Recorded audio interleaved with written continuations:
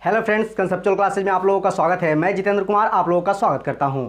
दोस्तों, आज हम लोग यूरोपीय कंपनियों के आगमन का लास्ट वीडियो पढ़ेंगे। इसके पहले हम लोगों ने इससे संबंधित दो और वीडियो पढ़ लिया है।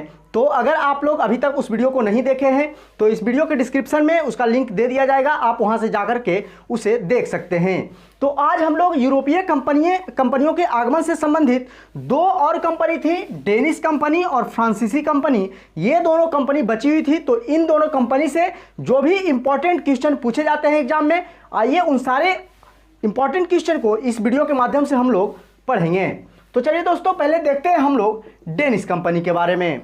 डेनिश कंपनी का वर्चस्व जो है दोस्तों यहाँ ज़्यादा देखने को नहीं मिलता है, क्योंकि जब डेनिश कंपनी भारत आती है तो यहाँ वह व्यापार तो लगाती है, कोठी भी यहाँ बनाती है, लेकिन डेनिश कंपनी का वर्चस्व जो है वह चीन के क्षेत्रों में ज़्यादा होता है। और इसी कारण डेनिश कंपनी का ज़्यादा दिनों तक यहाँ वर्चस्व देखने को नहीं मिलता है और कुछ दिनों तक यहाँ रहती है डेनिश कंपनी, फैक्ट्री लगाती है और बाद में वह ब्रिटिश कंपनी के हाथों में अपनी सारी कंपनियों को बेचकर चली जाती है।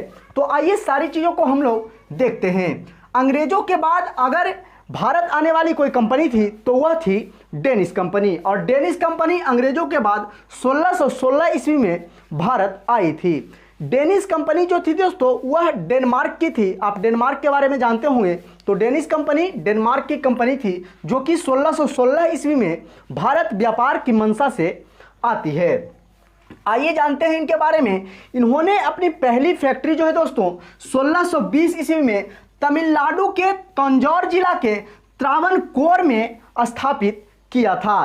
तो यहाँ से क्वेश्चन पूछे जा सकते हैं, ये इंपॉर्टेंट पॉइंट है, तो इसे आप याद रखिएगा। 1620 ईस्वी में डेनिश के द्वारा सबसे अपना पहला फैक्ट्री जो है वह तमिलनाडु के त्रावणकोर में लगाया जाता है। आप याद रखिएगा, जिला का नाम तंजौर है, तो यहाँ से कुछ भी पूछ सकता है, जिला का नाम भी पूछ सकता है कि किस जिले में उन्होंने अपनी कंपनी लगाई। तमिलनाडु के तंजौर जिले तथा जगह का अगर नाम पूछेगा तो त्रावणकोर में उन्होंने अपनी पहली कंपनी की स्थापना की थी। आइए जानते हैं दूसरी फैक्ट्री की स्थापना जो है डेनिशों के द्वारा वह बंगाल के सेरामपुर में किया गया था। तो उन्होंने अपनी दूसरी फैक्ट्री की जो स्थापना है दोस्तों वह बंगाल के सेरामपुर के क्षेत्रों में करते हैं और यहाँ से वह अपना व्यापार धीरे धीरे करना प्रारंभ कर देते हैं। तो पहली फैक्ट्री तमिलनाडु में लगाया गया डेनिश के द्वारा और फिर दूसरी फैक्ट्री जो है वह बंगाल के सेरामपुर में लगाया जाता है। अब अगर बात किया जाए तो हमने आप लोगों को पहले ही बताया कि डेनिश का जो व्यापार करने का मंशा रहता है, जो वर्चस्व रहता है, वह चीन के क्षेत्रों में ज़्यादा हो जाता है और इसी कारण वह भारत में उतना ज़्यादा इंटरेस्ट नहीं लेते हैं, उतना ज़्यादा वर्चस्व उनका देखने को यहाँ नहीं मिलता है। और कहा जाता है कि 1745 ईस्वी में वह सारी फैक्ट्रियों को ब्रिटिश कंपनियों के हाथ में बेच देते हैं और वो भारत से चले जाते हैं। तो डेनिश के द्वारा अपनी कंपनियों को ब्रिटिश हाथों में कब बेचा गया दोस्तों? तो 1745 ईस्वी में। तो डेट आप याद रखिएगा, यह भी डेट पूछा जा सकता है। 1745 ईस्वी में डेनिश अपनी सारी कंपनियों को ब्रिटिश के हाथों में बेच देती है। चूंकि ब्रिटिश कंपनी जो है 31 दिसंबर 1600 ईस्वी को महारानी एलिजाबेथ के द्वारा उनको भारत भेज दिया जाता है और 1745 का समय आते आते जो ब्रिटिश कंपनी है वह एक अच्छे बड़े पैमाने पर यहाँ फैल चुकी होती है और उनका वर्चस्व यहाँ बहुत ही अधिक हो चुका होता है। और कारण यही होता है कि डेनिश जो होते हैं 1745 ईस्वी में अपनी सारी कंपनियों को ब्रिटिश के हाथ में बेच देते हैं और भारत से चले जाते हैं और कहा जाता है कि वह चीन के क्षेत्रों में चले जाते हैं और वहीं अपना व्यापार में वर्चस्व लेते हैं और वहीं से अपना व्यापार करना शुरू कर देते हैं। तो हम लोगों ने देखा डेनिश कंपनी से कुछ इंपॉर्टेंट जो पॉइंट थे, जैसे कि पहली कंपनी की स्थापना उन्होंने तमिलनाडु के त्रावणकोर में किया तथा दूसरी फैक्ट्री की स्थापना जो है बंगाल के सेरामपुर में और 1745 ईस्वी में वह अपनी सारी कंपनियों को ब्रिटिश हाथों में बेचकर चली जाती है। तो यहाँ से डेनिश कंपनी से इतने ऑब्जेक्टिव बन सकते हैं दोस्तों, यह एग्जाम में पूछे जा सकते हैं, तो इसे आप याद रखिएगा।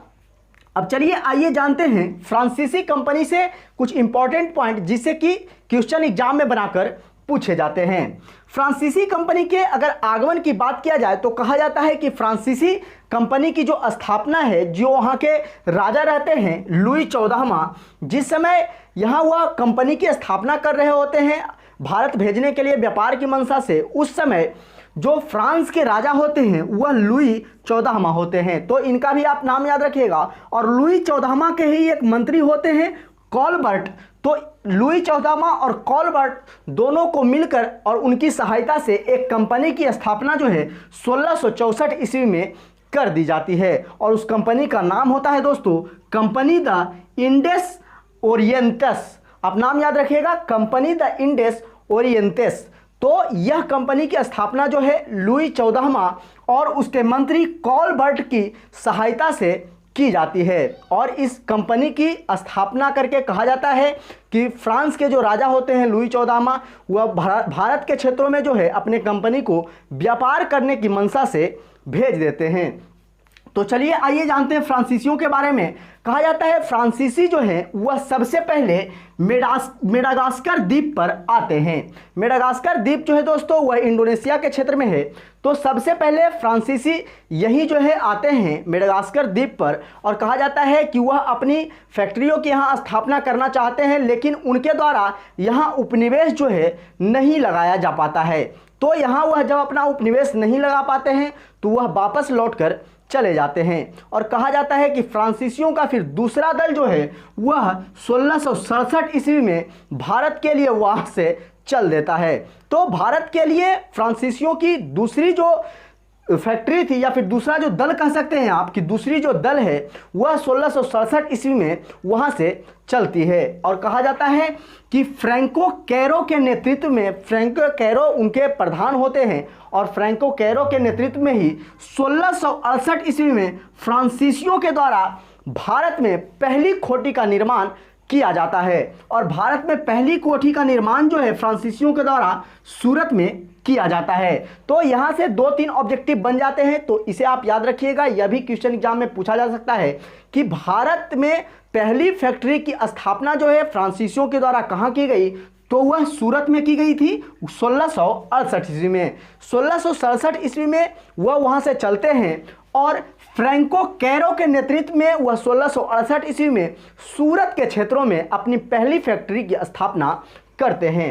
अब आइए जानते हैं 1672 ईस्वी में फ्रांसीसियों के द्वारा मद्रास के निकट एक जगह होता है सेट टोमे। नाम याद रखिएगा दोस्तों, सेट टोमे जगह का नाम है।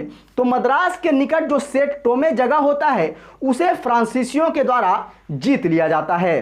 कहा जाता है कि वह युद्ध लड़ते हैं और सेट टोमे के क्षेत्रों पर वह अपना अधिकार जमा लेते हैं। लेकिन बाद में होता यह है दोस्तों कि 1673 ईस्वी में जब फ्रांसीसियों के द्वारा वहां कब्जा कर लिया गया होता है तो डच और गोलकुंडा के जो राजा रहते हैं उन दोनों की सम्मिलित सेना से फिर उन्हें युद्ध करना पड़ता है।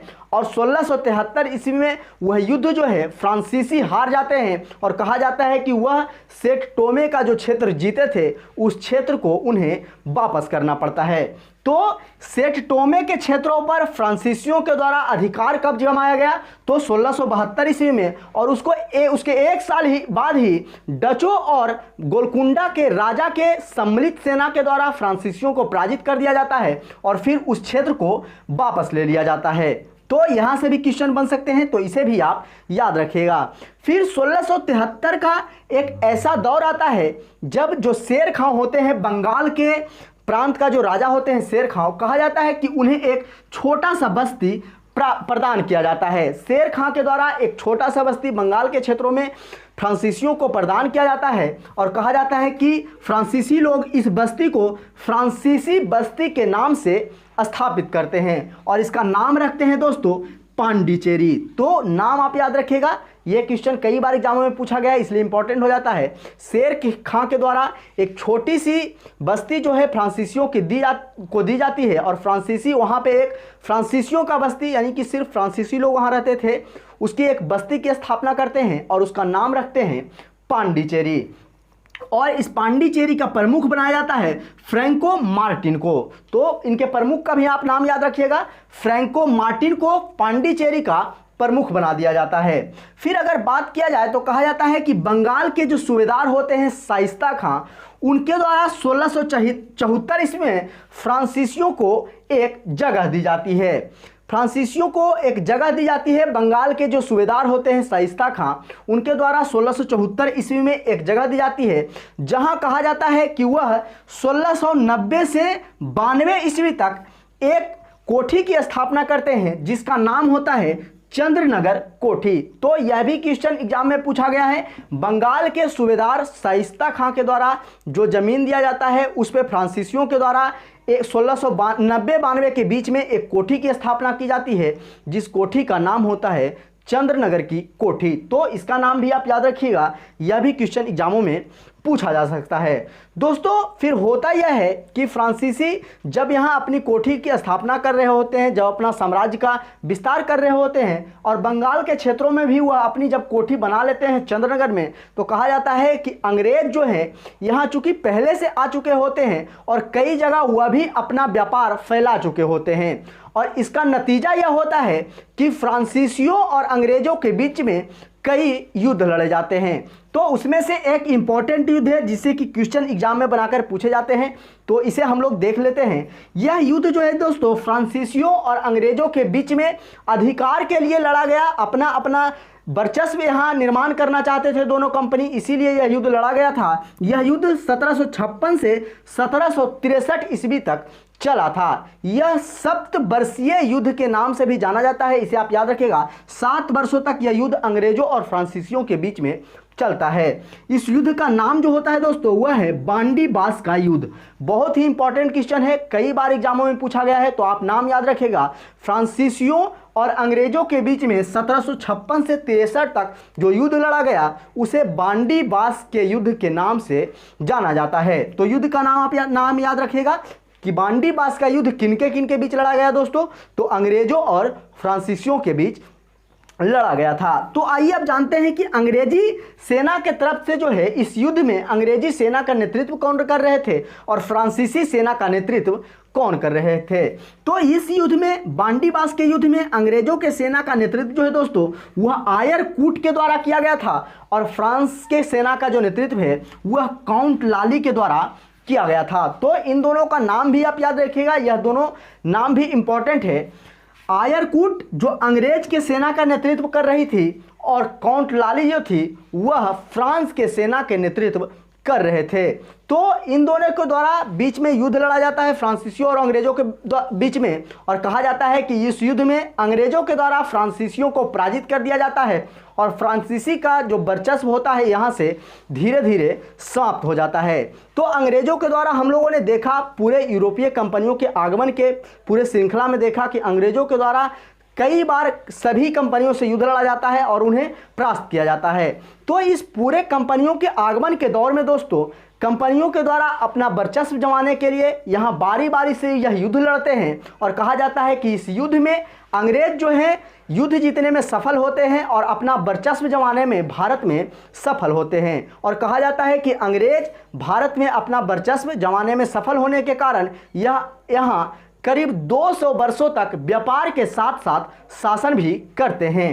तो अंग्रेजों के द्वारा यहाँ करीब 200 वर्षों तक व्यापार के साथ साथ शासन किया गया है। तो मात्र एक कंपनी होती है ब्रिटिश कंपनी, जो कि यहाँ अपना वर्चस्व जमाने में सफल होती है।